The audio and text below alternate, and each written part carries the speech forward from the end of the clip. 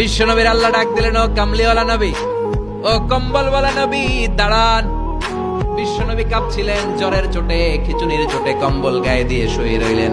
আল্লাহ নাজিল করলেন, ইয়া আইয়ুহাল মুজাম্মিল, ও কম্বলওয়ালা। ইয়া আইয়ুহাল মুজাম্মিল মানে কি?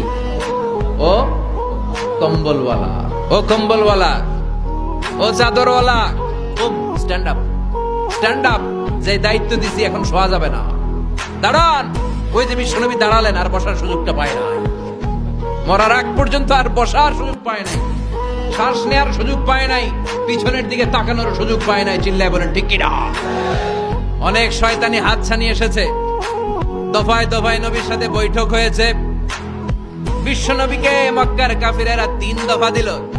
বলল, আব্দুল্লাহর বেটা মুহাম্মদ, নারী চাও নারী দেব, সম্পদ চাও সম্পদ দেব, রাষ্ট্র ক্ষমতা চাও রাষ্ট্র ক্ষমতা দেব, শুধু কালিমার দাওয়াতটা বন্ধ করে দাও। নাউজুবিল্লাহ পড়বেন না? বিশ্বনবী বললেন, তোমাদের 3 দফা, কাফিরদের কয় দফা? জোরে বলেন। বিশ্বনবী বললেন, আমার মাত্র 1 দফা। কয় দফা?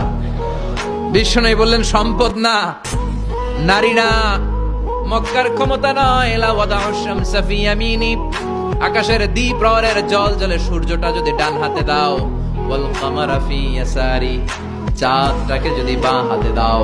যেই কালিমার দাওয়াত দিতে ময়দানে আমি নেমেছি, গোটা বিশ্বের কেউ এই দাওয়াত থেকে আমাকে পিছু সরাতে পারবে না, কেউ পিছনে নিতে পারবে না। সম্পদ, নারী আর ক্ষমতার লোভ তো খুব তুচ্ছ বিষয়। ওই সূর্যটা যদি ডান হাতে দাও, চাঁদটা যদি বাঁ হাতে দাও, এই কালিমার দাওয়াত থেকে আমি পিছু হটবো না। চিল্লায় বলেন ঠিক কিনা?